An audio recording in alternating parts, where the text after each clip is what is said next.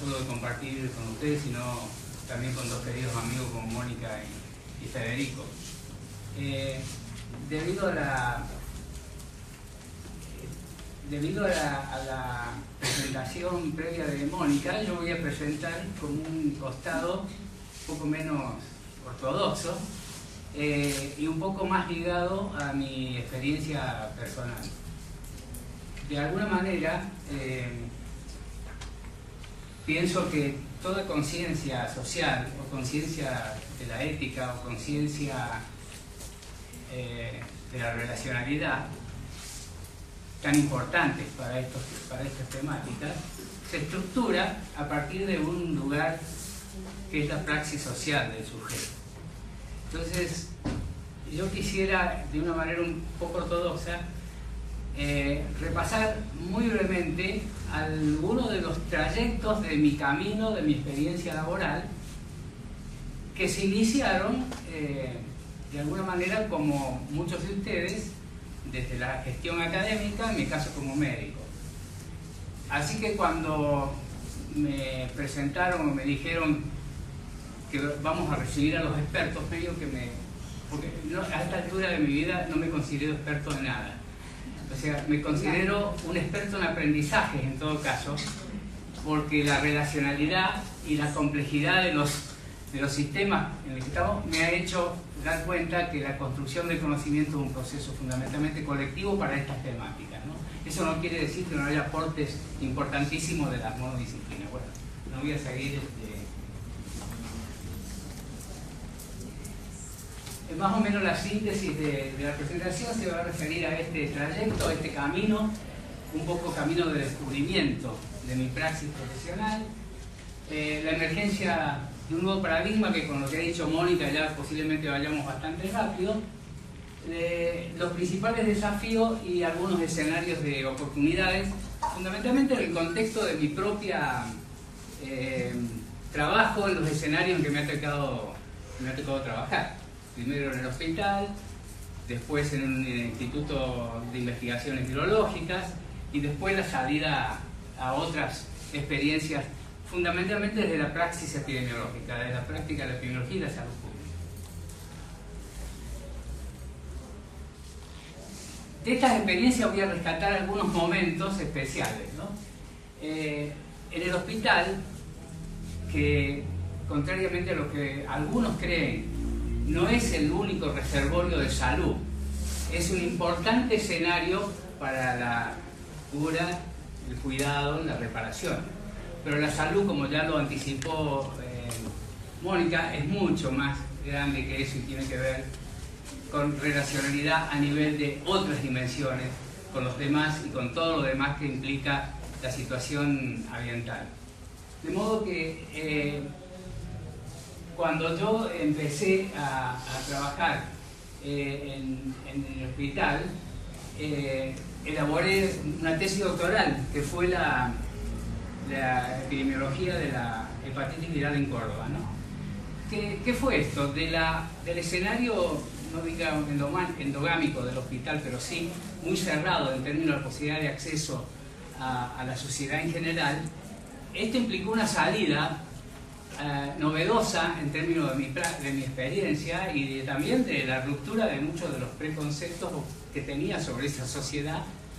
Y yo creo que la tesis consistió en trabajar no solo con cerca de 500 pacientes con hepatitis virales, sino con sus contactos y con detecciones que hacíamos un tamizaje en los bancos de sangre. Esto me llevó a ir a los domicilios. Entonces entré en otro escenario, el escenario de la vida cotidiana de las poblaciones, de los barrios, de muchas poblaciones rurales, y aceptar un poco que de esa gente obtuve ganancias en lo socioemocional y obtuve ganancias también en los aportes que podían desde sus acervos culturales. Después, por eso, digamos, lo que voy a contarles se refiere fundamentalmente, así como Mónica enfatizó todos los aspectos macro y globales de la ética y de la ética social fundamentalmente, yo voy a referir a los aspectos un poco más micro, que es donde más actué. Y en este sentido, en el comienzo del proceso democrático, por allá por la década del 80, me tocó coordinar en una cosa que aportó algo que en aquel momento era novedoso, ¿no? Y que ahora cada vez cuesta más, por lo menos sostenerlo como proceso, que es la interinstitucionalidad, o sea, la conjunción de las dos universidades de ese momento, la Católica y la Nacional, del Ministerio de Salud de provincia y de la Municipalidad de Córdoba. El proyecto se refería a la atención materno-infantil en los aspectos de promoción y prevención, bueno, y toda la cuestión que inició un ciclo importantísimo en términos de la disminución de la mortalidad infantil en la provincia de Córdoba, que tuvo éxitos recientes en términos de los indicadores que juzgan este tipo de efectos sinérgicos cuando la atención se hace a esos otros niveles, que incluye no solo la atención, sino la prevención y la promoción. En uno de estos intervenciones que nos tocó, a nivel descentralizado, a nivel de nichos ecológicos, sociales, barriales, de bastante pobreza, pero pobreza en el sentido de condiciones materiales de vida, ¿no? Porque realmente dentro de la pobreza uno de los hallazgos también de esto fue la riqueza de reservorios culturales y de aportes de la comunidad para poder solucionar los problemas. Esto en barrio comercial y barrio, trabajamos también por primera vez, barrio Portaderos, trabajamos por primera vez en contextos interdisciplinarios y con la comunidad. En el contexto interdisciplinario venían personas no solo del ámbito de la salud, sino del ámbito de la psicología, del trabajo social, etc. Para aquel momento fue muy importante para aspirar a ese trabajo, ¿no?, de relacionalidad mínimamente entre las disciplinas, pero después en algunas de las instancias de este barrio pudimos trabajar muchísimo con la comunidad, con familias claves que dieron apertura a una cantidad de problemas, y hay anécdotas que no... Cada uno de estos me lleva a lo mejor emocionalmente a querer contar demasiadas cosas, pero no es el objetivo de esto. Pero sí hay detalles impresionantes, como por ejemplo, les voy a contar uno o dos. Trabajábamos en aquella época, desde la epidemiología, con un instrumento que se llamaba enfoque de riesgo, que permitía categorizar el riesgo de la morbilidad y la mortalidad infantil en términos de categorías de bajo, mediano y alto riesgo, para ajustar los recursos de la atención, de la prevención y la promoción de acuerdo a esa categoría de riesgo, ¿no? Eso está un poco superado en este momento, pero desde el punto de vista práctico, contextualizar eso en las otras dimensiones fue muy importante para obtener no solo el apoyo de la población, que intervino. No les voy a explicar metodológicamente qué consiste este enfoque de riesgo, que es una herramienta de tipo epidemiológico-estadística, pero sí fue importante porque los pobladores aportaron una cantidad de información para incluir como factores de riesgo que nosotros no habíamos contemplado, ¿no? Y que formaban parte de las necesidades propias del lugar. Bueno, entre otras anécdotas, me llamó la atención una vez,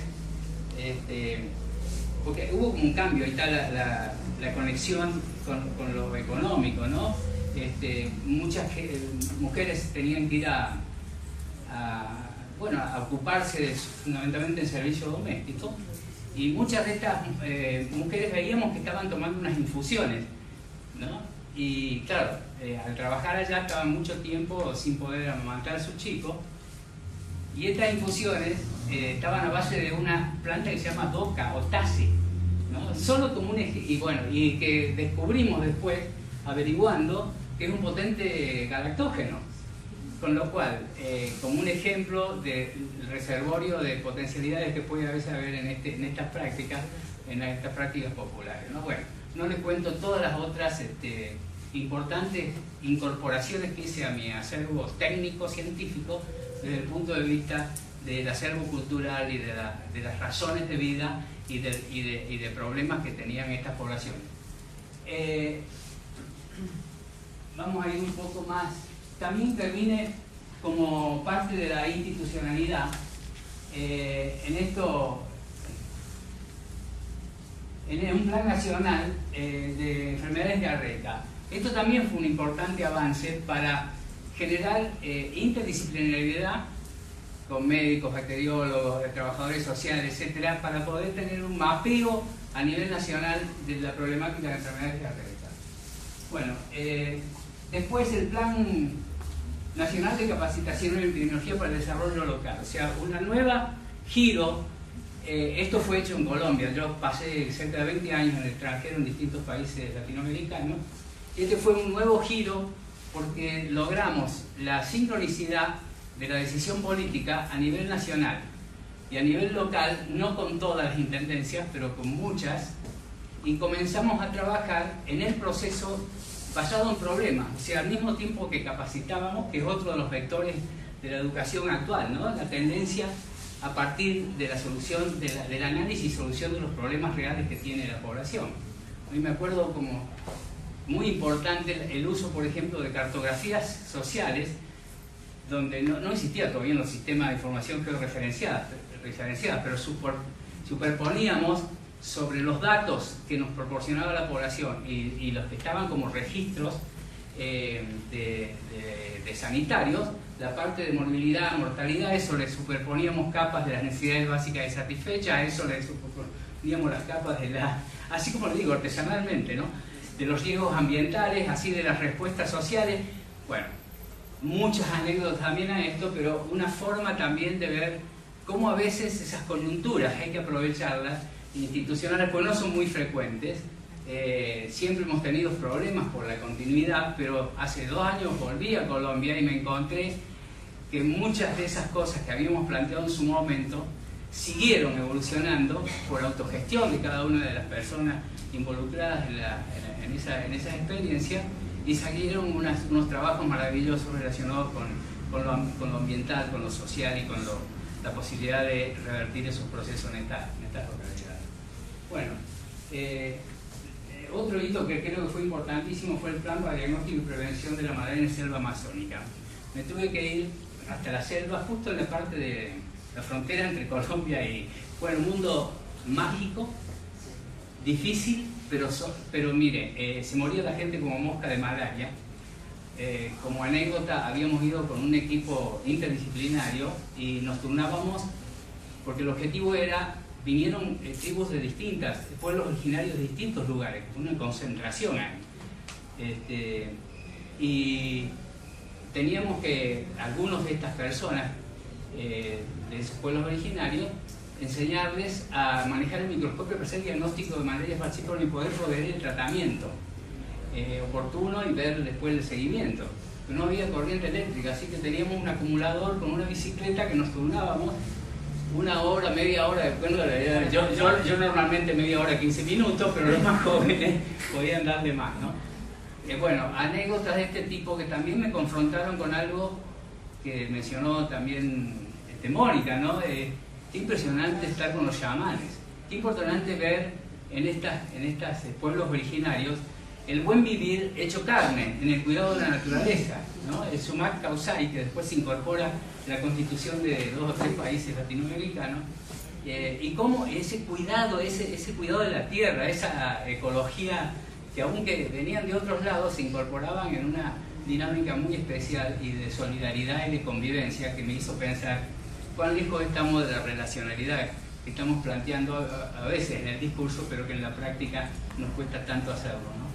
Bueno, merecería un capítulo aparte porque así como en cada una de estas etapas hubo aportes tanto técnicos como de tipo humano, el Plan de Acción Estratégico para Río Ituzaingó Anexo fue una de mis últimas, cuando volví del extranjero, una de mis primeras misiones, donde si bien logramos una cantidad de cosas, entre ellas un juicio que afortunadamente fue una jurisprudencia para la Argentina, en general, y logramos bastantes cosas a nivel de un análisis integral de lo que recuperábamos como atención primaria de la salud. No sé si ustedes han estado en contacto con eso, ¿no? Pero de la responsabilidad de la población nominada a cargo, ¿no? Y de las dimensiones que tomábamos en términos de la vigilancia, en términos de la parte de recreación, del contacto con las escuelas. Es todo un capítulo que me dio mucha riqueza en términos, pero de una conflictividad en lo político impresionante, donde se veía un Estado abandónico, desentendido, y unas universidades no se ponían de acuerdo y que iban cada una por su lado. O sea, muy distinto a ese otro proyecto que habíamos tenido, ¿no? Pero finalmente quedó ahí y todavía sigue latiendo en muchos de los pobladores esa necesidad de unirse y hacer presión y resistencia social para conseguir cosas. Bueno, ¿qué rescatamos de estas experiencias en términos prácticos de lo que yo llamo experiencias en microprobaciones o en desarrollo local?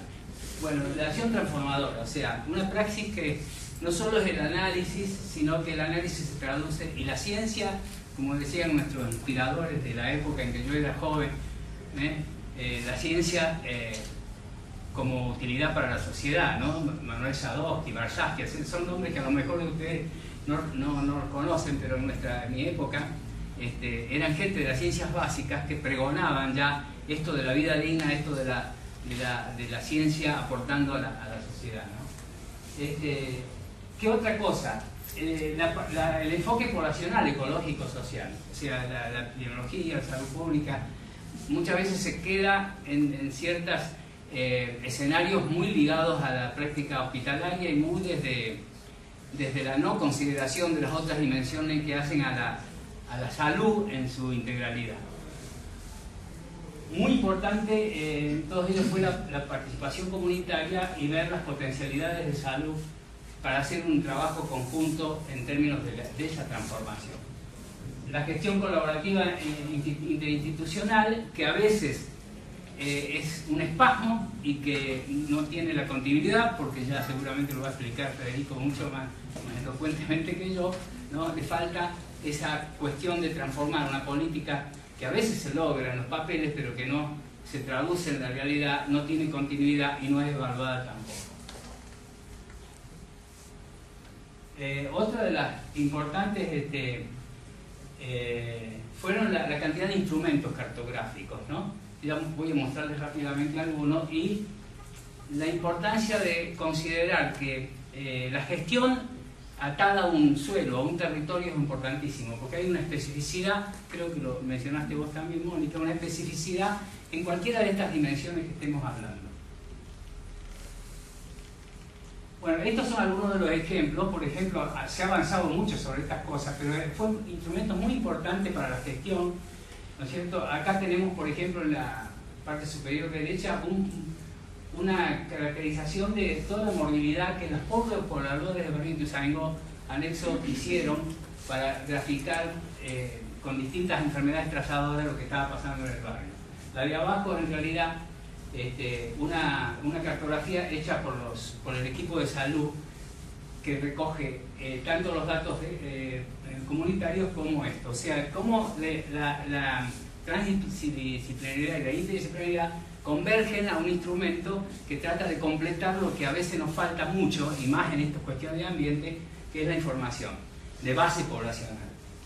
Bueno, y la de arriba es una aerofotografía catastral que en este momento esto ha tenido una evolución importantísima con términos de lo que se llama la epidemiología espacial, y que el Instituto Gulich en la CONAE está trabajando y cada vez avanzando más con las imágenes satelitales, y ahora con la incorporación incluso de drones que van a establecer desde arriba una visión EPI, pero también importante para complementar con la gestión local en términos de cómo se analizan cada una de las particularidades ambientales, sociales de cada espacio del territorio.